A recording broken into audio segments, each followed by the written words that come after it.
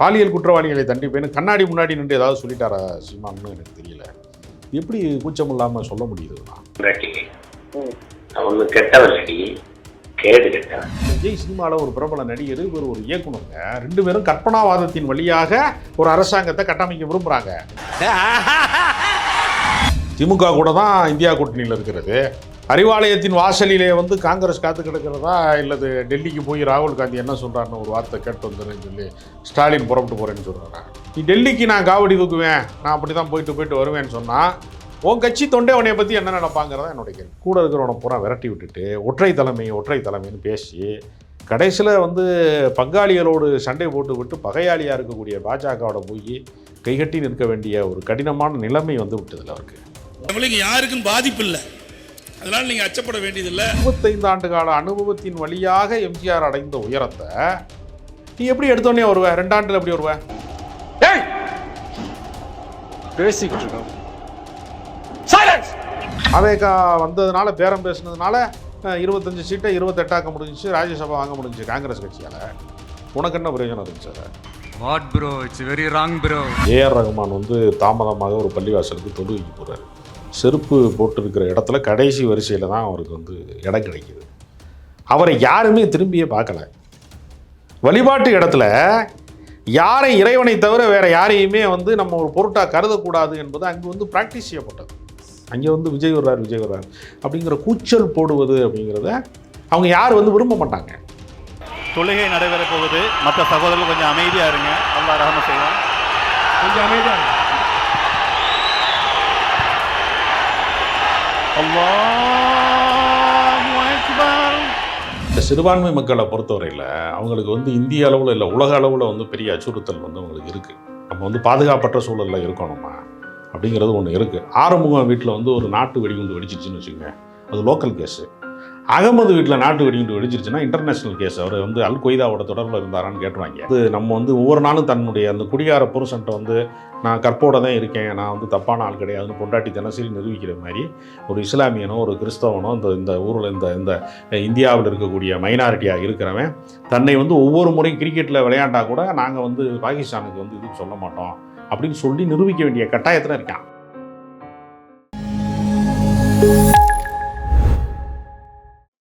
நமக்கு ஆரோக்கியம் தரும் விஷயம் எல்லாமே சுத்தமா தான் இருக்கணும். லயன் அரேபியன் டேட்ஸ், இப்போ அது லயனா டேட்ஸ், லயனா பிரீமியம் டேட்ஸ். நாகேஷ்களுக்கு வணக்கம். அரசியல் பல பரபரப்பான கட்டங்களை நோக்கி நகர்ந்து கொண்டு இருக்கிறது. அது குறித்து விவாதிக்க மூத்த பத்திரிகையாளர் திரு ராஜகம்பீரன் அவர்கள் நம்முடன் இணைந்திருக்கிறார். வணக்கம் சார். வணக்கம் சார். டெல்லிக்கு எடப்பாடி அவர்கள் அடிபணிந்து விட்டார் அப்படின்ற மாதிரி ஸ்டேட்மெண்ட் வந்து பார்த்தீங்கன்னா முதல்வர் அவர்கள் சொல்லியிருக்காரு. ஆனால் அப்படி இல்லை அப்படின்னு சொல்லிட்டு எடப்பாடி தரப்பு மறுத்திருக்காங்க. அதை நீங்கள் எப்படி பார்க்குறீங்க? தமிழ்நாட்டிற்கு நடக்கப் போவது சட்டப்பேரவை தேர்தல் என்கிற பட்சத்தில் எல்லாவற்றையும் ஒரு மாநில கட்சி தானே முடிவு செய்ய வேண்டும். திமுக கூட தான் இந்தியா கூட்டணியில் இருக்கிறது. அறிவாலயத்தின் வாசலிலே வந்து காங்கிரஸ் காத்து கிடக்கிறதா இல்லது டெல்லிக்கு போய் ராகுல் காந்தி என்ன சொல்கிறாருன்னு ஒரு வார்த்தை கேட்டு வந்துடுறேன்னு சொல்லி ஸ்டாலின் புறப்பட்டு போகிறேன்னு சொல்கிறாரா? என்ன நடக்கிறது? எடப்பாடி பழனிசாமியும் முதலமைச்சராக இருந்தவர் 4.5 ஆண்டு காலம் முதலமைச்சராக இருந்தவர் மீண்டும் முதலமைச்சர் வேட்பாளருக்கு வந்து முன்னிறுத்தப்படுகிறவர்.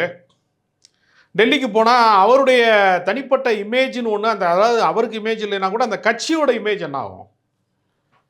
ஏற்கனவே 6 முறை ஆளுங்கட்சியாக இருந்தவர்கள், எம்ஜிஆர் காலத்திலே தோல்வியவே சந்திக்காதவர்கள். எம்ஜிஆர் காலத்தில் பாராளுமன்ற தேர்தல் 80 81 நடந்த பாராளுமன்ற சட்டப்பேரவை தேர்தலிலே அவர்கள் தோல்வியை சந்திக்காதவர்கள். அப்படிப்பட்ட வலிமை மிக்க ஒரு பெரிய கட்சிக்கு, ஒரு வெகுஜன அமைப்பாக இருக்கக்கூடிய அரசியல் கட்சிக்கு நீ டெல்லிக்கு நான் காவடி தூக்குவேன், நான் அப்படி தான் போயிட்டு வருவேன்னு சொன்னால் உன் கட்சி தொண்டை உனையை பற்றி என்ன நினைப்பாங்கிறதா என்னுடைய கேள்வி. இல்லை, இதுக்கு முன்னாடி இந்த அம்மா இருந்தப்போ வந்து பார்த்தீங்கன்னா எல்லாரும் கூட்டணிக்கு வாங்க அப்படின்னு சொல்லிட்டு வந்து எல்லாம் போயஸ் கார்டனில் வெயிட் பண்ணிட்டு இருப்பாங்க. வந்து காத்திருந்து பார்க்க முடியாமல் போனவங்கலாம் முன்னாள் அமைச்சர்கள், பல பேர் மத்திய அமைச்சர்கள் இருக்காங்க. இதே பாஜகவை சேர்ந்தவர்கள். மோடி அவர்களே வந்து கேட்டுமே வந்து பார்த்தீங்கன்னா இவங்க வந்து அலையன்ஸ்க்கு ஒத்துக்கல அப்படின்ற மாதிரி விஷயங்கள் நம்ம பார்க்க முடியுது. அவ்வளோ ஸ்டப்பனாக இருந்தாங்க. அவ்வளோ அது ஜெயலலிதா வந்து வாஜ்பாயவே களங்கட்டித்தவர், வாஜ்பாய் ஆட்சியவே கவிழ்த்தவர், சங்கராச்சாரியாரையெல்லாம் கைது செய்தவர், அதிரடி அரசியலுக்கு பெயர் போனவர் ஜெயலலிதா. துணிச்சலின் அடையாளம் என்று அரசியலிலே வர்ணிக்கும். அதுவும் முரட்டு துணிச்சலாக கூட இருக்கலாம். அவருடைய பல முடிவுகள் வந்து அதிரடி முடிவுகளாக இருந்திருக்கிறது. கூட்டணி இல்லாமல் கூட வந்து வேட்பாளர்களை அறிவிக்கக்கூடிய தில்லு அவங்களுக்கு இருந்திருக்கு. அந்த கட்சிக்கு என்று ஒரு பெரிய கட்டமைப்பு இருக்கிறது. அந்த கட்டமைப்பை வந்து வலிமைப்படுத்துவதற்கு பதிலாக கூட இருக்கிறவனை பூரா விரட்டி விட்டு செங்கோட்டையனை தாவேக்காவுக்கு விரட்டி விட்டாப்புல ஓபிஎஸ்ஸை போய் திமுக பக்கம் சேர்றதுக்கான சூழலை உருவாக்கிட்டாரு. நீங்கள் வந்து சசிகலாவை வந்து தன்னந்தனியாக வந்து அத்துவான காட்டில் நின்று புலம்புற மாதிரி வந்து அவங்க வந்து என்னை கொல்ல பார்த்தாங்க, நான் பெங்களூர் ஜெயிலில் மட்டும் இல்லாமல் இருந்திருந்தால் என்னை கொண்டிருப்பாங்க கொடநாடு எஸ்டேட்டு காவலாளி மாதிரி என்று சொல்லக்கூடிய நிலைமை இருக்கிறது. அப்போ இந்த சேதாரம் என்பது அதிமுகவுக்கு தென் மாவட்டங்களிலே ஏற்கனவே நிகழ்ந்து விட்டது. நிகழ்ந்ததுனால தான் நாடாளுமன்ற தேர்தலில் எதையுமே பெற முடியலையே. பல இடங்களில் அவங்க வந்து 2வது இடத்தை கூட பெற முடியலையே. நாம் தமிழ் கட்சியெல்லாம் விட கம்மியான ஓட்டுகள்லாம் வாங்கியிருந்தாங்க ஒரு சில. ஆமாம், அந்த சூழலுக்கு என்ன காரணம்னா தொண்டர்கள் உற்சாகத்தை இழந்து நிற்கிறார்கள். அதை சரி செய்யணும் அப்படிங்கிறதுக்கு பதிலாக இப்போ எம்ஜிஆர் மறைந்த போது ஜானகி அணி ஜெயலலிதா அணின்னு 2 அணிகளாக பிரிந்து இரட்டை புறா சேவல் சின்னங்கள் எல்லாம் போட்டிட்டாங்க. ஜானகி அணிக்கு பின்னாடி தான் மிக வலிமையான தலைவர்கள் எல்லாருமே அன்றைக்கு இருந்தாங்க. ஆரம் வீரப்பனால் ஒருங்கிணைக்கப்பட்டு மூத்த தலைவர்கள் எல்லாருமே அந்த அணியில் தான் இருந்தாங்க. ஒரு சிலர் தான் வந்து ஜெயலலிதா ஆதரவாளராக இருந்தாங்க. ஆனால் ஜெயலலிதாவுக்கு தான் காலம் கணிந்தது, காங்கிரஸினுடைய தயவு கிடைத்தது. காங்கிரஸ்லேருந்து பல பேர் வெளியேறினாங்க, கட்சி கூட்டணிக்கு எதிர்த்துட்டு கூட வெளியேறினாங்க. அதையெல்லாம் மீறி ராஜீவ்காந்தியினுடைய படுகொலை வந்து அந்த ரத்தத்தின் வழியாக ஆட்சி பீடம் வந்து அரியணை ஏறக்கூடிய வாய்ப்பு வந்து அதிமுகவுக்கு அன்றைய ஜெயலலிதாவுக்கு தான் கிடைத்தது. அப்போ ஜானகி அணி என்று ஒன்று இயங்க முடியாமல் அரசியல் செய்ய முடியாமல் போன போது அதை யாரெல்லாம் வழி நடத்தினார்களோ தலகர்த்தராக இருந்தார்களோ அவர்களையெல்லாம் மீண்டும் இணைத்து கொண்டாரா அல்லது காலம் முழுக்க நான் தள்ளி வைக்கிறேன்னு ஜெயலலிதா சொன்னாங்களான்னு பார்த்தா இணைத்து கொண்டாங்க. அமைச்சர் பொறுப்புலாம் கொடுத்துருக்காங்க. ஆமாம், அதை அந்த அணியை கட்டமைத்த ஆரம் வீரப்பனே ஜெயலலிதா அமைச்சரவையில் இருந்தார். வந்து காளிமுத்து வந்து மேடைகள் தோறும் ஆபாச அர்ச்சனைகள் வந்து குறிப்பில் ஏற்ற முடியாத சொற்களாலெல்லாம் கூவி தெரிஞ்சார். அவரையெல்லாம் கூட்டு வந்து சபாநாயகராங்க. அப்போ அந்த மேடை பேச்சுக்களெல்லாம் நான் கேட்டேனே, எப்படியெல்லாம் மேடைகளில் பேசுவார். மேனாமணிக்கு பால்கனி பாவை, உனக்கு அரசியல் ஒரு கேடா, உனக்கு வந்து மாட்டுக்கு போடுகிற புண்ணாக்கின் விலை தெரியுமா எருமை மாடே, உனக்கெல்லாம் ஆட்சி அதிகாரமா, அப்படிலாம் பேசுவார். அடுக்க முடியல. அப்படிலாம் பேசின தலைவர்களெல்லாம் அரவணைத்து கொண்டார்களா இல்லையா? அந்த அரசியல் பண்பு ஏன் உன்னிடத்துல இல்லை? ஒரு கட்சியில் வந்து தனக்கு கீழே இருக்கிறவர்கள் தளபதிகள்லாம் வந்து 2ஆம் கட்ட தலைவர்கள் வந்து வலிமையாக இருந்தால் தான் அந்த கட்சியினுடைய தலைவருடைய பெருமிதம் வந்து பெருமை கூடும். அண்ணா யாரையாவது பார்த்து பயந்துருக்கிறாரா? கருணாநிதி நல்லா பேசுகிறாரு, நாவலர் செம்மையாக பேசுகிறாரு, கூட்டம் வருது அவருக்கு, எம்ஜிஆர் கூட்டம் வருதுன்னு பொறாமைப்பட்டார். அவர் எல்லாரையும் அரவணைத்து கொண்டார். என் தம்பிகள் பேசினா நான். ஆமாம், ஏன்னா அண்ணா வந்து ஒரு பயணத்தில் இருக்கிற போது காரில் போகும்போது ஒரு இடத்துல விவசாய சார்ந்தவர்கள் வந்து போகும்போது கொடி கட்டியிருக்கு டிஎம்கே கொடினோடனே நீங்கள் எம்ஜிஆர் கட்சியில் தான் நிற்கலான்னு அண்ணாவை பார்த்து கேட்டுருக்காங்க. அந்தளவுக்கு பாமரர்கள். அப்போ இதை எப்படி அவர் எடுத்துக்கொண்டாருன்னு ஒரு கேள்வி இருக்குல்ல. அண்ணா சொல்லியிருக்கிறாரு, இந்த சாமானியர்களுக்கு இந்த கட்சி வந்து எம்ஜிஆர் கொண்டு போய் சேர்த்துருக்கிறாருன்னு புரிந்து கொள்ளணுமே தவிர இது எம்ஜிஆர் கட்சியான்னு கேட்டாங்கன்னு ஈகோவை எடுத்துக்கல. அண்ணாவுக்கு அந்த பெருந்தன்மை இருந்ததில்ல. அந்த பெருந்தன்மை வந்து வேணும். ஒரு அரசியல் கட்சிக்கு தலைவராக நீங்கள் ஆக்சிடென்ட் லீடர், நீங்கள் அடிப்படை கட்டமைப்பிலிருந்து வந்ததாக நீங்களாக சொல்லிக்கொள்ளலாம். சிலுவம்பாளையம் என்கிற கிராமத்தில் கிளை செயலாளராக இருக்கக்கூடிய அதிமுகவுக்கு இருந்த பழனிசாமி பக்கத்து ஊர் பேரை தான் சேர்த்துக்கிட்டார், எடப்பாடி பழனிசாமின்னு. அவருக்கு சிலுவம்பாளையம் பழனிசாமி தான். அவர் பஞ்சாயத்து தேர்தலில் தோற்று போயிட்டார். ஏன்னா அவருக்கு சொத்து தராரில் சித்தப்பாவை அடித்த கொலை வழக்கெல்லாம் இருக்குது. உள்ளூர்காரையை ஒத்துக்க மாட்டேன்ட்டான், இவரெல்லாம் பிரசிடென்ட்டான்ட்டான். அப்போ அங்கேருந்து அரசியல் தொடங்குகிறது அவருடைய பயணம். அப்போ அவர் அனைவரையும் அரவணைத்து போகிற பண்பை பெறாமல் கூட இருக்கிறவனை பூரா விரட்டி விட்டுட்டு ஒற்றை தலைமைன்னு பேசி கடைசியில் வந்து பங்காளிகளோடு சண்டை போட்டு விட்டு பகையாளியாக இருக்கக்கூடிய பாஜகவோட போய் கைகட்டி நிற்க வேண்டிய ஒரு கடினமான நிலைமை வந்து விட்டதில்லை அவருக்கு. மோடியா லேடியான்னு சொல்லிட்டு அவ்வளோ ஆக்ஷனாக பேசினவங்க இப்போ அவங்ககிட்டே போயிட்டு வந்து பார்த்தீங்கன்னா அவங்க தான் என்னோட 4 வருஷம் ஆட்சியை பாதுகாத்து கொடுத்தாங்க அப்படின்ற விஷயங்கள் எடப்பாடி பேசுகிறாரு. அதையும் தாண்டி சீட் ஷேரிங் உட்பட எல்லாத்துக்கும் இவர் அங்கே டெல்லி போய் பேசிட்டு வருமானு ஒரு கேள்வி இருக்குல்ல. யாரையாச்சும் அனுப்பலாம், மூத்த அமைச்சர்கள் தம்பிதுரை மாதிரி மூத்த வந்து நீண்ட காலமாக நாடாளுமன்றத்தில் எல்லாம் பணியாற்றியவர்கள் அப்படிலாம் ஒரு குழுவை அமைத்து அப்படி பேச வைக்க, வேலுமணி செம்மலை இந்த மாதிரி பல பேர் இருக்கு. அப்படின்னா என்ன அர்த்தம்னா யார் மீதும் அவருக்கு நம்பிக்கை இல்லைன்னு அர்த்தம். டெல்லி அவங்கள கையில் எடுத்துருச்சுன்னா வேலுமணி அனுப்பிச்சி விட்றாங்கன்னு வச்சுங்க. வேலுமணியை வந்து டெல்லி கையில் எடுத்துருச்சு, பாஜக கையில் எடுத்துருச்சு, அமித்ஷா கையில் எடுத்துட்டாருன்னா நம்ம நிலைமை என்ன ஆகுங்கிற அச்சம் தான். ஏற்கனவே ஒரு பேச்சு இருக்குல்ல, என்னதான் இந்த எலெக்ஷன் எடப்பாடி ஜெயிச்சாலும் வந்து பார்த்தீங்கன்னா அவரால் சிஎம் ஆக முடியாது. இது வரைக்கும் இங்கே வந்த மோடியோ இல்லை அமித்ஷாவோ வந்து பார்த்தீங்கன்னா எடப்பாடி தான் முதல்வர் அப்படின்ற விஷயங்கள் சொல்லவே இல்லை அப்படின்னு சமீபத்தில் மோடி அவர்கள் பேசுகிறப்ப ஏடிஎம்கேன்ற வார்த்தையை அவர் சொல்லலையே. இல்லை, அவங்க சொல்லலைனாலும் அவங்க சொல்லி மக்கள் ஓட்டு போட போகிறதில்ல. பாஜகவிற்கு வந்து அதிகார மையத்தில் இருக்கிறார்கள் என்று குற்ற வழக்கிலையோ சொத்து வழக்கிலையோ வந்து அமலாக்கத்துறைக்கு அச்சப்பட்டு கொண்ட வந்து கட்சியினுடைய 2ஆம் கட்ட தலைவர்களோ எடப்பாடியோ கூட இருக்கலாம். தொண்டனுக்கு என்ன இருக்குது? அதிமுக தொண்டர்கள் வந்து வாஜ்பாய் கட்சி இது, மோடி கட்சி இதுன்னா ஓட்டு போட போகிறாங்க. இங்கே வந்து பாஜகவுக்காக ஓட்டு போட போகிறது இல்லை. நான் தனி பெரும்பான்மை பெறுவேன் அப்படின்னு ஒரு பக்கம் அவர் தொண்டர்களிடத்தில் அவர் உற்சாகப்படுத்திட்டு தானே இருக்காரு. அதனால் பாஜக பரிந்துரையாலையெல்லாம் வந்து அவர் முதலமைச்சர் ஆக போகிறது இல்லை. அவருக்கு ஒரு வாய்ப்பு கிடைத்தால் அது வந்து அந்த வாய்ப்பு அவருடைய தொண்டர்களால் மக்களால் தான் கிடைக்க முடியுமே தவிர பாஜகனால் கிடைக்க முடியாது. தமிழ்நாட்டுக்கு பாஜக என்பது ஒரு ஆகாத கட்சியாக தான் மக்கள் வந்து பார்க்குறாங்க. தமிழ்நாட்டினுடைய வளர்ச்சிக்கு முட்டுக்கட்டை போடுகிற, நம்முடைய தமிழ்நாட்டினுடைய நலன்களுக்கு எதிரான கட்சியாக தான் பார்க்குறான். அதனால் அங்கு வந்து போய் வந்து கூடா நட்பு கேடாய முடியுன்ற மாதிரி அங்கே போய் கூட்டணி வச்சதுனால தான் அதிமுக பின்னடைவை சந்தித்து கொண்டே இருக்கிறது. அதனால் வந்து இப்போ நீ நியாயமாக வந்து நீங்கள் வந்து நாடாளுமன்ற தேர்தலில் அவங்க கூட நின்றுட்டு சட்டப்பேரவை தேர்தலில் வெளியில் வரணும். ஒரு உல்டாவாக வந்து நாடாளுமன்ற தேர்தலில் வெளியில் வந்துட்டு சட்டப்பேரவை தேர்தலுக்கு போய் சேர்றாரு. எதை செய்யக்கூடாதோ அதை சிறப்பாக செய்யக்கூடிய இடத்துல எடப்பாடி பழனிசாமி இருக்கிறார். அப்போ அவருக்கு ஏற்கனவே அந்த இமேஜ் இல்லாமல் இருக்கும்போது மீண்டும் மீண்டும் வந்து நீங்கள் வந்து குட்ட குனிபவன் வந்து முட்டாள்னு சொன்னது மாதிரி நடைமுறை வந்து அவருக்கு எதிராக மாறிடும்ல. ஒரு கவிதை உண்டு, அதாவது வெட்டியவன் வீட்டு வாசலிலே வெக்கமே இல்லாமல் நிற்குமாம் வாழை. வெட்டியவன் வீட்டு வாசல், வாழைமரத்தை யார் வெட்டுறானா அவன் வீட்டு வாசலில் போய் அவன் விசேஷத்தை கட்டி வச்சிருவான். வெட்டியவன் வீட்டு வாசலிலே வெக்கமே இல்லாமல் நிற்குமாம் வாழை, தன்னை வீழ்த்தியவன் கால்களிலேயே வீழ்ந்து கிடக்கிறான் கோலை அப்படின்னு ஒரு காசி ஆனந்தனோட கவிதை ஒன்று இருக்குது. அது மாதிரி நீங்கள் வந்து உங்களை அதிமுகவை வீழ்த்தினதே பாஜக தான். அங்கே போய் நெடுஞ்சாங்கடையாக கடந்துக்கிட்டு நான் வந்து முதலமைச்சர் வேட்பாளர்னா பண்ணீங்கன்னா திமுக எதிர்ப்பு என்பது ஒரு காலகட்டம் வரைக்கும் அதிமுகவுக்கு சொந்தமான ஒன்றாக இருந்தது. இன்றைக்கி அந்த இடத்த வந்து நான் இருக்கேன்னு சொல்லி தாவேக்காக கூவுறாங்க. தான் திமுகவை வீழ்த்துவேன் அப்படின்ட்டு பாஜக கங்கணம் கட்டுகிறது. நாம் தமிழர் கட்சி, பாமக எல்லாருக்குமே வந்து இன்றைக்கி என்ன ஆயிடுச்சுன்னா காமன் பொது எதிரி மாதிரி திமுகவை கட்டமைக்கிறாங்க. அப்போ திமுக வாக்கு வங்கி சிதறடிக்கப்படுமா இல்லையா? நிச்சயமா. இப்போ திமுக வேண்டாம் என்று நினைப்பவர்கள் அனைவருமே அதிமுகவுக்கு ஓட்டு போட்டால் பரவாயில்ல. திமுக வேண்டாம்னு நினைக்கிற கொஞ்சம் பேர் தாவேக்காவுக்கு போட்டான், நாம் தமிழர் கட்சி கொஞ்சம் பேர் போட்டான் அப்படின்னா சிதறடிக்கப்படும்ல. ஏன்னா இது 4 முனை போட்டி. சசிகலா ராமதாஸை சேர்த்தா 5 முனை போட்டி, 4 முனை போட்டி தான் வலுவுன்னு வச்சுக்கோங்க. அவங்களும் களத்தில் இருக்காங்கல்ல, வாக்கு சதவீதத்தை பறிக்கக்கூடிய இடத்துக்கு அவங்களும் வரதானே செய்வாங்க. விருப்பம் வாங்கிட்டு இருக்காங்க, வாங்குறாங்க. ஓட்டு சதவீதத்தை வந்து வீழ்ச்சி உற வைப்பாங்கல்ல, டேமேஜ் பண்ணுவாங்கல்ல. கண்டிப்பாக அந்த வின்னிங் பர்சன்டேஜுக்கான அந்த வாய்ப்புகள் ரொம்ப குறையும்ல.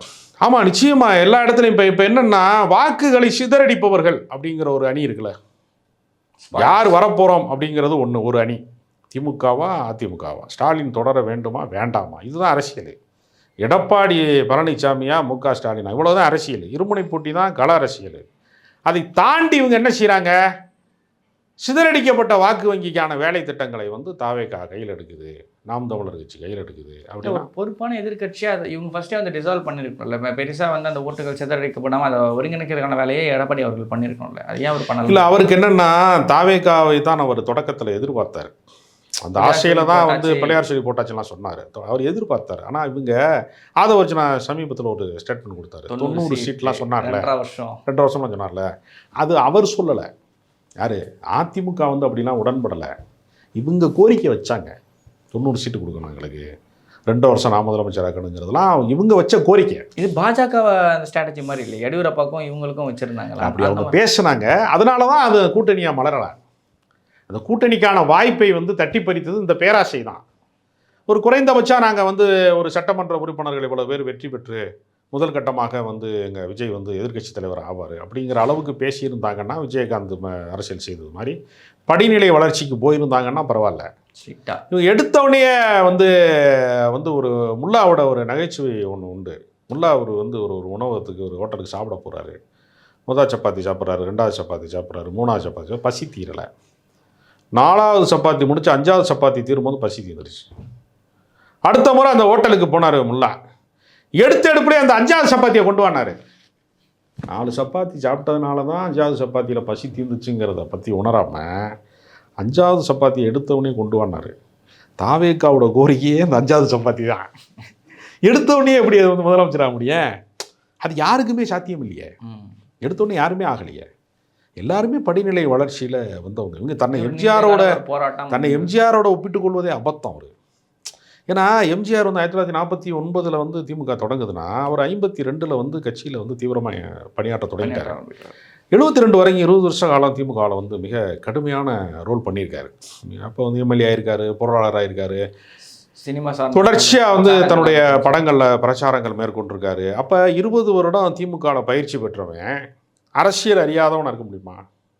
5 ஆண்டு காலம் தனி கட்சி நடத்தி தான் 77 வர்றாரு. அப்போ 25 ஆண்டு கால அனுபவத்தின் வழியாக எம்ஜிஆர் அடைந்த உயரத்தை நீ எப்படி எடுத்தோடனே வருவ? 2 ஆண்டுல எப்படி வருவ? பல கட்சிகள் கூட்டணி, பல ஸ்பூன் ஃபீடிங் சார்ந்த விஷயங்கள், பல விஷயங்கள் வந்து. இதில் என்ன ஒரு வேடிக்கையான விஷயம்னா, அரசியல் அறிந்தவர்கள் யாருமே விஜய் ஏற்கலை. தமிழ்நாட்டில் எத்தனை கட்சிகள் இருக்குது? போராட்ட கட்சி இருக்குது, ஜாதி கட்சி இருக்குது, பகுதி சார்ந்த கட்சி இருக்குது, மீத்தேன் எடுக்கக்கூடாதுங்கிறதுக்கு ஒரு கட்சி இருக்குது, அணுகுல கூடாதுங்கிறதுக்கு ஒரு கட்சி இருக்குது, எத்தனை கட்சி இருக்குது? எத்தனையோ பகுதி சார்ந்த கட்சிகள் வந்து இயங்குது. அவங்க யாருமே வந்து தாவேகா பக்கம் வரலை. அரசியல் அறிந்தவர்கள் யாருமே வரலை. அப்போ எந்த கட்சியுமே வராமல் நாங்கள் வந்து கூட்டணிக்கு வந்து தனித்து தான் போட்டிங்கிறது நீங்கள் விரும்பினதா இல்லை உங்கள் மீது திணிக்கப்பட்டதா? ஆட்சியில் பங்கு அதிகாரத்தில் பங்குன்னு சொன்ன போதும் கூட பந்தி நடக்கிற இடத்துல தானே கூட்டமாக இருக்கும். வெறும் இலை போட்டிருக்காங்க, சோறு போட மாட்டாங்கன்னா எப்படி கூட்டம் வரும்? சில பந்தியில் போனீங்கன்னா நாங்கள் லாஸ்ட்டில் வந்து சோறு வெந்துக்கிட்டு இருக்கோம், எதிர்பார்க்கறத விட கூட்டம் அதிகமாக வந்துருச்சுன்னு சொல்லிட்டு இலையை போட்டு சோறு வராது, உட்காந்தே இருப்பாங்க. சில பேர் இலையை மடிச்சு வச்சுட்டு போயிடுவாங்க கோவத்தில். அது மாதிரிலாம் ஆயிடுச்சு தாவேகாவுடையது. யாருமே வரலையே. இவங்களா சொல்கிறாங்க ஆட்சியில் பங்கு அதிகாரம். ஆட்சியில் இருக்கிறவன் வேணா சொல்லியிருக்கானா? திமுக காரன் சொல்லியிருக்கானா? அண்ணா திமுக காரன் சொல்லியிருக்கானா ஆட்சியில் பங்கு அதிகாரத்தில்? செல்லூர் ராஜ் மறுத்தார்ல. அப்போ இதை கலட்டா பண்ணுறதுக்கு தான் பயன்பட்டுச்சு. திமுகவோட பேரம் பேசுவதற்கு வேறு கட்சிகளுக்கு வந்து காங்கிரஸ் கட்சிகளுக்கு வந்து பேரம் பேசுறதுக்கு தான் பயன்பட்டாங்களே தவிர தாவேகாவுக்கு என்ன பயனு? தாவேகா வந்ததுனால, பேரம் பேசுனதுனால 25 சீட்டை 28 முடிஞ்சிச்சு, ராஜ்யசபா வாங்க முடிஞ்சிச்சு காங்கிரஸ் கட்சியால். உனக்கு என்ன பிரயோஜனம் இருந்துச்சு? அதில் உனக்கு ஒரு பயனுமே இல்லையே. இந்த குழந்தைக்கெல்லாம் பூச்சாண்டியை காட்டி சோறு ஊட்டுறது மாதிரி. தாவேகாவோட தொண்டர்கள் கொஞ்சம் சோர்வு அடைஞ்சிட்டாங்களோன்னு ஒரு கேள்வி இருக்கு. ஏன்னா ராகுல் காந்தியே பேசிட்டாரு, ஸ்ட்ரைட்டாக வந்து 2 பேரும் பாதி நிற்கிறாங்க அப்படின்ற மாதிரி ஒரு செய்திகள்லாம் வந்து பரபரப்பாக பேசப்பட்டுச்சு. தாவேகாவினர் தரப்புல அவர் வந்துருவார், இவர் வந்துருவார், இவங்க வராங்க, அவங்க வராங்க, ஜனவரிக்கு அப்புறம் புரட்சியே நடக்கும்லாம் வந்து பார்த்தீங்கன்னா. அதாவது ஒரு கதை சொல்லுவாங்க தெரியுமா, புலி வருதுன்னு ஒருத்தர் சொல்லிக்கிட்டே இருந்தான். ஒரிஜினலாக புலி வந்து அடிச்சு அன்னைக்கு ஒருத்தனுமே நம்பலைன்னு சொல்லுவாங்கல்ல. புலியே வரலைங்க. இதா வருது, அந்த வருது, காங்கிரஸ் வருது, என்டிஏ வருது, அவங்க கூப்பிட்றாங்க, மானாமதுரையில் கூப்பிட்றாங்க, மயிலாப்பூரில் கூப்பிட்றாங்க, மயிலாடுதுறையில் கூப்பிட்றாங்கன்னு சொன்னாங்களே தவிர யாரும் கூப்பிடலையே. சரி, தமிழ்நாடு தான் 234 தொகுதி, ஒரு பெரிய சைஸான ஒரு வால்யூம். பாண்டிச்சேரி மாதிரியான ஒரு கட்சிகள் எம்ஜிஆர் ரெஃபரன்ஸ் பண்ணி பாண்டிச்சேரியில் பேசுகிறப்ப பேசினார். முதல்ல பாண்டிச்சேரியில் தான் வந்து எம்ஜிஆர் வந்து ஆட்சியை பிடிச்சார் அப்படின்னு சொல்லிட்டு பாண்டிச்சேரியில் இருக்க ஆளுங்கட்சியான என்ஆர் காங்கிரஸை ஆதரித்து பேசினார். அங்கே போயிட்டு தமிழ்நாடு ஸ்டேட் போலீஸ் சரியில்லை, நீங்கள் தான் பாதுகாப்பு கொடுத்தீங்கன்னு சொல்லிட்டு சென்ட்ரல் கவர்மெண்ட்டுக்குலாம் வந்து தெரியாமல் பேசிட்டு வந்தார். என்ஆர் காங்கிரஸும் கண்டுக்கல. பிஜேபியோட பெரிய இத்தனைக்கும் பாண்டிச்சேரிக்காரரை தான் கொண்டு வந்து பொதுச் செயலாளர் வச்சுருக்காங்க. அவர் ஏற்கனவே சட்டப்பேரவை உறுப்பினரெல்லாம் இருந்திருக்கிறாரு, ஒரு கவுன்சிலர் சைஸ் தொகுதிக்கு ஒரு சட்டமன்ற உறுப்பினராக இருந்திருக்கிறாருங்கிற வரைக்குமே ஏற்கனவே பேசப்பட்ட ஒன்று தான். அப்போ அவரால் ஒரு செல்வாக்கு செலுத்தி ஏதாவது ஒன்றை பேசி கொண்டு வர முடியலையே. ஒரு மார்ட்டினுடைய மகன் கூட அங்கே ஒரு கட்சி நடத்த முடியுது, வந்து பேரம் பேச முடியுது. அவரை விட மாட்டேன்னு என்டிஏ சொல்ல முடியுது. என்ஆர் காங்கிரஸ் சண்டை போட்டு அந்த இடத்துல விஜயே இல்லை, டிஸ்கஷனல் பாயிண்ட்லேயே இல்லை. யாருன்னே தெரியாமல் ஒருத்தர் புதுசாக வந்து ஒருத்தர் வர்றாரு, அவருக்கு இருக்கிற மதிப்பு கூட அங்கே விஜய்க்கு கூட்டணியில் இல்லைங்கிறதான கலாச்சாரத்தான். என்னோட மகன் வந்து கட்சி ஆரம்பிச்சிருக்காரு, மருமகன் இவர் கட்சியில் இருக்காரு, நீங்கள் 2 பேரும் அதை கூட்டணி வச்சிருக்கலாம்ல, நீங்களுமே வைக்கலையேன்னு ஒரு கேள்வி இருக்குல்ல. அதாங்க இவங்களுக்குள்ள குடும்ப சண்டை இருக்குது. இவர் எங்கே போகிறாலும் அந்த இயக்கத்தை அழிச்சிருவார் அப்படின்னு ஒரு குற்றச்சாட்டை வைக்கிறார் ஆதவர்ஜனா மேலே. இப்போ ஆதவர்ஜனா மேலே அவங்களுக்கு தனிப்பட்ட ரீதியான பிரச்சனைகளும் இருக்கல. அப்போ எங்குமே ஒரு இணக்கமான போக்கு இல்லை. தகுதிக்கு மீறி ஆசைப்படுவதுன்னு ஒன்று இருக்குல்ல, அதுதான் தாவேகாவினுடைய வீழ்ச்சி. தன்னை எடுத்தோடனே வந்து ஒரு பெருசாக ஒரு கூட்டம் வர்றதுனால ஒருத்தர் முதலமைச்சர் ஆகணும்னா வந்து வைகோலாம் வந்து ஒரு 4 முறையாவது முதலமைச்சராக இருந்திருக்கணும். அவருக்கு அவ்வளோ கூட்டம் வந்துச்சு எடுத்தெடுப்புலையே. அப்போ கூட்டம் வருவதனாலேலாம் ஒருத்தர் எப்படி முதலமைச்சர் ஆக முடியும்? அது கள செயல்பாடாக மாறணும், கட்டமைப்பாக மாறணும். மக்கள் நம்பகத்தன்மை, உன்னுடைய ரசிகர்கள் மட்டுமே வாக்களித்து நீ வர முடியுமா? வெகுஜனங்கள் பொதுமக்கள் நம்பணும்ல.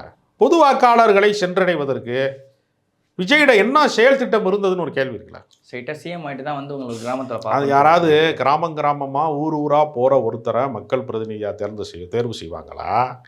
நீங்கள் எல்லா ஊருக்கும் நான் வரணும்னா என்னை முதலமைச்சராக்குங்கன்னா நீ சும்மா வெட்டியாக இருக்கும் போதே படம் ஷூட்டிங் இல்லாமல் வீட்டில் இருக்கும் போதே நீ எங்கேயும் வர மாட்டேங்கிற, நீ முதலமைச்சரானா எப்படி வருவ? ஒரு லாஜிக் வேணாமா அந்த பாயிண்டில்? இவரை முதலமைச்சராக்கினா தான் கிராமந்தோறும் வருவாராம். இவருக்கு பாதுகாப்பு பிரச்சனை இருக்கும். அதில் இது எவ்வளோ வேடிக்கையான விஷயம் பாருங்கள். யார் கண்டுக்கிறான்னு ஒரு கேள்வி இருக்குல்ல. இப்போ என்னென்னா வாரம் வந்து இப்தார் நோன்பு விழாவுக்கு வந்து பார்த்தீங்கன்னா வராரு, பெருசாக ஒன்றும் பிளாக்லாம் பண்ணிலாம் கொடுக்கல, நார்மலாக வராரு. இப்போ அவ்வளோ வண்டி நிற்குது, யாரும் வண்டியிலேருந்து இறங்கி வந்தெல்லாம் வந்து விஜய் காரெல்லாம் சூழ்ந்துக்கல. பக்கத்தில் ஒரு ஆட்டோ நிற்குது, வண்டி நிற்குது, வண்டிலாம் கிராஸ் பண்ணி போகுது, விஜய் காருன்னு தான் தெரியுது. பார்த்துட்டு சும்மா கை மட்டும் காமிச்சிட்டு போயிடுறாங்க. யாரால தான் பிரச்சனைன்னு ஒரு அது ஒரு கேள்வி இருக்கிறது. ஏஆர் ரஹ்மான் வந்து தாமதமாக ஒரு பள்ளிவாசலுக்கு தொழுகைக்கு போகிறாரு. செருப்பு போட்டிருக்கிற இடத்துல கடைசி வரிசையில் தான் அவருக்கு வந்து இடம் கிடைக்கிது. அவரை யாருமே திரும்பியே பார்க்கல. வழிபாட்டு இடத்துல யாரை இறைவனை தவிர வேறு யாரையுமே வந்து நம்ம ஒரு பொருட்டாக கருதக்கூடாது என்பது அங்கு வந்து ப்ராக்டிஸ் செய்யப்பட்டது. இது ஏஆர் ரஹ்மானுக்கு மட்டும் நடக்கலை. இந்தியாவுக்கு ஜனாதிபதியாக இருந்த ஜாகிர் ஹுசேன் வந்து ஒரு தொழுகைக்கு போன போது தாமதமாக போயிட்டாருனோன்னு கடைசி வாசலில் ஒரு பிச்சைக்காரன் ரொம்ப விளிம்பு நிலை மக்களோட தான் கடைசியில் தான் அவர் நின்றார். இடம் இல்லாதனால நின்றார். பாதுகாப்பு அதிகாரி பதறிட்டான். திரும்பி வரும்போது ஜனாதிபதி கேட்குறான், என்ன உங்கள் ஆளுங்க மதிக்க மாட்டாங்களா அவங்கள அப்படின்னு கேட்கும்போது, அங்கே வந்து முதல் மரியாதை பரிவட்டம் கட்டுறது அதெல்லாம் கிடையாது. நான் முன்னாடி போயிருந்தால் முன்வரிசையில் உட்காந்துருப்பேன், இங்கே யாரும் கண்டுக்க மாட்டாங்க. அப்போ ஒவ்வொருத்தருக்கும் ஆன்மீகத்தில் வேறு வேறு ப்ராக்டிஸ் இருக்குது. அங்கே வந்து விஜய் வர்றார் அப்படிங்கிற கூச்சல் போடுவது அப்படிங்கிறத அவங்க யார் வந்து விரும்ப மாட்டாங்க. அவங்களுக்கு நம்ம எல்லா இடத்துலையுமே நீங்கள் வந்து எப்படி வந்து நீங்கள் வந்து நம்ம சொல்லுவாங்க இல்லையா, நிலத்தில் ஜெயிக்கிற யானை நீரிலே தோற்கும், நீரிலே ஜெயிக்கிற முதலை வந்து நிலத்திலே தோற்கும்பாங்கல்ல. ஒவ்வொருத்தருக்கும் ஒரு ஏரியா தானே. சினிமாவே பார்க்காத ஒருவனுக்கு விஜய் எப்படி பிரபலமான ஆளாக இருக்கான்? அப்படி ஆளுகளும் இருக்காங்க. சினிமாவே பார்க்காதவர்கள் அப்படின்னு ஒரு கூட்டம் இருக்கான். அதனால் இதை மக்கள்கிட்ட போய் சென்று சேருவது என்பது அது ஒரு வழி பாதை கிடையாது. உன் ரசிகர்கள் உனக்கு விசில் அடிக்கிறவன், உன்னை பார்த்து கூச்சல் போடுறவன் மட்டுமே ஓட்டு போட்டு நீ ஒன்றுத்துக்கு ஆக போகிறதில்ல. வெகு மக்களுடைய விருப்பமாக ஒருவன் மாறணும்னா அவனுக்கு வந்து நிறைய செயல் திட்டங்கள் இருக்கணும், களப்பணி இருக்கணும். மக்களை சந்திக்கவே மறுக்கிற, மக்களோடு உறவாட மறுக்கிற நிர்வாகியோடய ஒன்றால் பேச முடியல. இரும்பு கதவுகள் இங்கே சாத்தி வச்சுருக்காங்க. நீ வந்து புஷி ஆனந்த் ஒரு அணி, ஆதவர்ஜனா ஒரு அணி, அங்கிட்டு நிர்மல்குமார் ஒரு அணி, ஆளாளுக்கு ஒரு அணி, அருண்ராஜ், எல்லாத்துக்குமே தனித்தனி அணிகள் இருக்குது. அவங்க போய் சேர்ந்தவன்லாம் இது வந்து ஒரு இருட்டு குகைக்குள்ளே மாட்டிக்கிட்டது மாதிரி இருக்கிறாங்க பூரா. அதனால் ஒரு அரசியல் பண்பு என்பதே வந்து விஜய்கிட்ட கிடையாது. தன்னை தனிமைப்படுத்தி கொள்ளுகிற ஒருவனால் மக்கள் திரளுக்கான ஒரு ஆளாக தன்னை எப்படி மாற்றிக்கொள்ள முடியும்? கட்சிக்காரங்க பிரச்சனையை காது குத்து கேட்குறாருன்னு ஒரு கேள்வி இருக்குது. மக்கள் அப்படி கேட்டிருந்தா எதுக்கு ரஞ்சனா நாச்சியாரெலாம் வெளியில் வர்றாங்க? அவர் குடும்ப பிரச்சனையை காது கொடுத்து கேட்கலைங்கிறதான் உண்மை. எந்த பிரச்சனையுமே அவரால் தீர்க்க முடியல. கட்சி பிரச்சனையை தீர்க்க முடியலை, குடும்ப பிரச்சனையை தீர்க்க முடியலை, எதையுமே அவரால் வந்து செயல்படுத்த முடியலை. ஒரு கனவு நிலைப்பாட்டிலேயே அவர் இருக்கிறார். வெறும் 35 நாள் தான் இருக்குது தேர்தலுக்கு. இதுக்குள்ளே அவர் எப்படி ரீச் பண்ணுவார்? பாண்டிச்சேரிக்கு இன்னும் 3 நாள் தான் இருக்குது நாமினேஷன் ஃபைல் பண்ணுறதுக்கு. என்ன பண்ணுவார்னு ஒரு கேள்வி இருக்குல்ல. அங்கே தனித்து விடப்பட்டிருக்கிறாரு. தனித்து போட்டி, எல்லா இடத்துலையும் தனித்து போட்டின்னு சொல்லிட்டு எல்லா தொகுதியிலையுமே 5000 ஓட்டு வாங்கினார், 10,000 ஓட்டு வாங்கினார், 2000 ஓட்டு வாங்கினார் அப்படின்னு சொல்லி ஒரு பர்சன்டேஜ் கணக்கு காட்டுவாங்க. நாம் தமிழர் கட்சி காட்டுறாங்களா, 15 வருஷமாக கட்சி நடத்திவிட்டு 16வது வருஷத்தில் 8.2 வாங்கியிருக்கிறோம் அப்படின்ட்டு இப்போ போய் நான் ஆடுகளோட பேசுவேன், மாடுகளோட பேசுவேன், மரத்தோட பேசுவேன், கடலுக்கு மாநாடு போடுவேன், மீன்களுக்கு மாநாடு போடுவேன், மான்களுக்கு மாநாடு போடுன்னு சொல்கிறார்ல. அது மாதிரி ஒரு ரூட்டை தான் எடுக்க முடியும். என்ன செய்ய முடியும்? நீ அவர் அந்த தேர்தல் வாக்குறுதி அறிவிப்புலாமே ஒரு சில விஷயங்கள்லாம் வந்து ரொம்ப அப்நார்மலாக இருக்க மாதிரி ஒரு விஷயங்கள்லாம். ஆமாம், 5 தலைநகரம். ஒரு சினிமா டைரக்டர் இல்லையா, 5 லொக்கேஷன் தான் ஒரு சாங் இருக்குது, நல்லா இருக்கும். ஆக்சுவலி இந்த 5 தலைநகரம் 5ஆக பிரிக்கணுன்றதுலாம் வந்து இந்த பாஜகவோட பிளான் மாதிரி தெரியல. எனக்கு ஏற்கனவே வந்து ஒரு வாட்டி தமிழ்நாட்டில் எல்முருகன் ஃபஸ்ட்டு 2014 காலகட்டத்தில் பாஜக முதல்வர் வந்தப்போ தமிழ்நாட்டை 3ஆக பிரிக்கணும்னு சொல்லிட்டு ஏதோ ஒரு ஸ்டேட்மெண்ட் வந்து பாஜக சபையார சொல்கிறப்ப ராமதாஸ் அவர்கள் ஆமோதிச்சிருந்தார். கொங்கு நாடு. ஆமாம், அவர் ராமதாஸ் வந்து வன்னியர் பகுதியை புறம் பிரித்து விட்டீங்கன்னா பல்லவ நாட்டை கைப்பற்றிடலான்னு அவர் நினைப்பார். இந்த பக்கம் கொங்கு நாட்டை கைப்பற்றலாம்னு அண்ணாமலை மாதிரி ஆட்கள் நினைப்பாங்க. பழைய வந்து எப்படி சேர சோழ பாண்டியர்கள் காலத்துக்கு மறுபடியும் கூட்டு போகிறதுக்கு ஒரு வாய்ப்பு இருக்குல்ல. பழம்பெருமை பேசுகிறாங்க. 1000 வருஷத்துக்கு முன்னாடி என்ன நம்ம எப்படி இருந்தோம் தெரியுமா அப்படின்னு சொல்கிற பழம்பெருமை பேசக்கூடியவர்களுக்கு பின்னோக்கி போகிறதுங்கிறது வந்து சரியான விஷயம் தானே. அப்படி தானே அவங்க சிந்திப்பாங்க. அதனால் பண்பாட்டு தலைநகரம் மதுரை, மெய்யியல் தலைநகரம் வந்து கன்னியாகுமரி, வந்து தொழில் தலைநகரம் வந்து கோயம்புத்தூர், இப்படிலாம் சொல்கிறதுலாம் இருக்குல்ல. இப்போ நீங்கள் யோசிச்சு பாருங்களேன். சாதாரணமாக இப்போ கிராமத்தில் விஏஓ இருப்பார், கிராம நிர்வாக அதிகாரி இருப்பார். அவர்கிட்ட ஒரு கையெழுத்து வாங்கி பக்கத்து டவுனுக்கு போய் ஒரு ஆர்ஐட்ட ஒரு கையெழுத்து வாங்கி அப்புறம் போய் தாலுகா ஆஃபீஸில் போய் தாசில்தார்ட்ட ஒரு கையெழுத்து வாங்கினா தான் அந்த சான்றிதழாக மாறும். ஜாதி சான்றிதழ், வருமான சான்றிதழ்லாம் வாங்க போனவங்களுக்கு தெரியும், இந்த அனுபவம் இருக்கும். 3 பேர் கையெழுத்தும் 3 ஆஃபீஸுக்கு போவாங்க. இப்போ இவர் வந்து நிர்வாக தலைநகரம் ஒரு இடத்துல இருக்குது, திருச்சியில் இருக்குது. இந்த தலைநகரம் ஒரு அரசியல் தலைநகரம் இங்கே சென்னையில் இருக்குது. இங்கே ஒரு உத்தரவு போட்டு போய் திருச்சியில் போய் ஒருத்தரை பார்த்துட்டு அப்புறம் தொழில் சார்ந்த விஷயத்துக்காக வந்து கோயம்புத்தூருக்கு போயிட்டு ஒருத்தன் வந்து ஒரு விஷயத்தை வந்து கம்ப்ளீட் பண்ணுறதுக்கு தமிழ்நாடு டூர் போக வேண்டிய கட்டாயம் இருக்குல்ல. எப்படி யோசிச்சிருக்காங்க பாருங்க, பயங்கரமான யோசனை அதெல்லாம். ட்ரெயினை வந்து தமிழ்நாட்டுக்குள்ளே ஒரு ட்ரெயினை பூராமே மாநில அரசோட கட்டுப்பாட்டில் ஒப்படைச்சிடணுமா. 75% வந்து மாநிலத்துக்கான இதான் நிதி வரி பங்கீடாம். 25% தான் மத்திய அரசு கட்டுவாங்களாம். இல்லை இதெல்லாம் வந்து இது நான் என்ன சொல்கிறேன்னா, இந்த கனவுலாம் அரசியல் சாசனத்தின் வழியாக இப்போ நீங்கள் அவன் இந்துத்துவ நாடாக ஆக்கணுங்கிறதே அவனுக்கு அரசியல் சாசனம் இருக்கிறது எதிராக இருக்குது. அவனால் அதை செய்ய முடியல. செக்குலரிசம்ன்ற வார்த்தை எப்படியா தூக்க முடியல அவனால். நீ எப்படி இதையெல்லாம் மாற்றுவேன்? இல்லை ஒரு லாஜிக்கல் ஒரு இவ்வளோ நாள் இவ்வளோ அரசியல்லாம் பார்த்துட்டு வராரா? ஒரு நடைமுறை விஷயம் தெரியுதா? மத்திய அரசுக்கும் மாநில அரசுக்கும் இருக்கிற அந்த டிபிஎஸ்பி மாதிரியான விஷயங்கள் தெரியுதா? எப்படி செயல்படுது மாநிலங்களும் மத்திய அரசும் அப்படின்னு ஒரு அடிப்படை விஷயமே தெரியலையா அப்படின்ற ஒரு கேள்வி. நீங்கள் சினிமா எடுக்கும்போது என்ன பண்ணுவாங்கன்னா, ஒரு உண்மையான பிரச்சனை எடுத்துக்கிடுவாங்க, தீர்வு மட்டும் கற்பனையாக பண்ணுவாங்க. இப்போ வந்து நீங்கள் வழக்கமாக என்ன செய்வான், வந்து மருத்துவக் கல்லூரி கட்டி தான் கொள்ளையடிப்பான். மருத்துவ சீட்டு போட்டு எல்லாத்துக்கும் இத்தனை லட்சம் கட்டுன்னு சொல்லி மருத்துவக் கல்லூரியை கட்டிட்டு வந்து கல்வி நிதியில் கொள்ளையடிப்பான். சினிமாவில் எப்படி எடுப்பாங்க, ஒருத்தன் கொள்ளையடித்து மெடிக்கல் காலேஜ் கட்டான்னு எடுப்பாங்க. உள்டாவாக எடுப்பாங்கல்ல. ஆமாம். பிரச்சனையினுடைய உண்மைத்தன்மைன்னு ஒன்று இருக்கும், அதுக்கு ஒரு கற்பனையான தீர்வை வந்து உருவாக்குவாங்க. ஒரு நாள் முதலமைச்சர் கையெழுத்து போட்டார், எல்லா பிரச்சனையும் இருந்துச்சு, சினிமா எடுப்பான்ல, அது மாதிரி தான் இதுவும். அப்படி நீங்கள் ஒரு நாளில் காலையிலேருந்து ஃபைல் பார்த்தாலே அது முடிஞ்சு போயிரும்ல. சாயங்காலம் ஆனிச்சுனால எத்தனை ஃபைலே பார்க்க முடியாது. ஒரு கையெழுத்து போடுறது கடைசி காலத்தில் போய் சேரத்துக்குள்ளே முடிஞ்சிடும், எல்லாமே முடிஞ்சிடும். ஆனால் சினிமாவில் வந்து ஒரு மேஜிக் பண்ணுறாங்கல்ல, ஒரு சினிமா மேஜிக்கை தான் அவர் நிறுத்துறாரு. நெய்தல் படை அமைப்பேங்கிறாரு. கப்பற்படைக்கினுடைய கட்டுப்பாட்டில், இந்திய இராணுவத்தினுடைய ஒரு கட்டுப்பாட்டில் இருக்கக்கூடிய ஒரு விஷயத்தை நான் நெய்தல் படை அமைப்பேன். போலீஸ்லாம் பார்த்தீங்கன்னா அவங்க கூடவே இருப்பான், நான் யூனிஃபார்ம் போட்டிருக்க மாட்டான். ஏற்கனவே சிஐடிலாம் அப்படி தான் இருக்கான். விஜய் அவர்களும் அதே மாதிரி ஒரு ஸ்டேட்மெண்ட் கொடுத்துருந்தார். பெண்கள் பாதுகாப்புக்கு வந்து பார்த்தீங்கன்னா சாதாரண உடையில் கேமராவுடன் கூடிய பாதுகாப்பாக இருக்காரு. கேமரா வச்சிருந்தா ஈஸியாக எல்லாருமே செல்ஃபோன் வச்சிருக்கேன், அதில் கேமரா இருக்குல்ல, இப்பயே எல்லாரும் கேமராவோட தான் இருக்கேன்.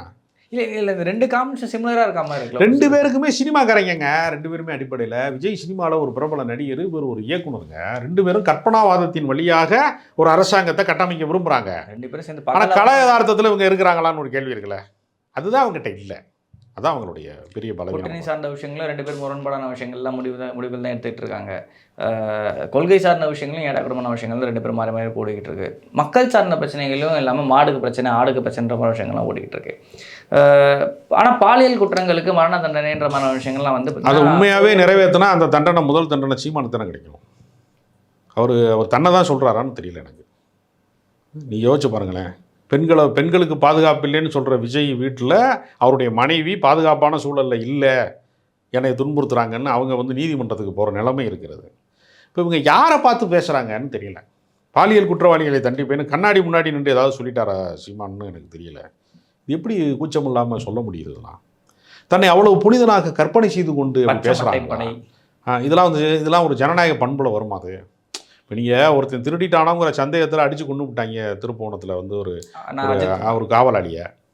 அப்போ பச்சை மட்டையில் அடிக்கிறது அதுக்கு என்ன வித்தியாசம்? ரெண்டும் ஒன்று தானே. அப்போ குற்றம் நிரூபிக்கப்படாமல் அவ்வளோதான் விஷயம். அது வந்து சட்டத்துக்கு எதிரானது. அது காவல்துறை சித்திரவதைக்கு எதிரான பல இயக்கங்களே நடத்துகிறாங்க. அப்படி தொடரக்கூடாது அப்படின்னு சொல்லி பல பேர் சொல்லும்போது, மனித உரிமை ஆர்வலர்கள் சொல்லும்போது, அதுக்கு நேர் எதிராக காவல் சித்திரவதையவே சட்டப்பூர்வமாக்கு அப்படின்னு சொல்லக்கூடிய இடத்த நோக்கி நகர்றாங்கல்ல. இப்போ என்கவுண்டர் என்பதே சட்டவிரோத கொலை தான். இப்போ பல பேர் ஒரு மரண தண்டனை அளிக்கணுங்கிறாரு பாலியல் குற்றங்களுக்கு.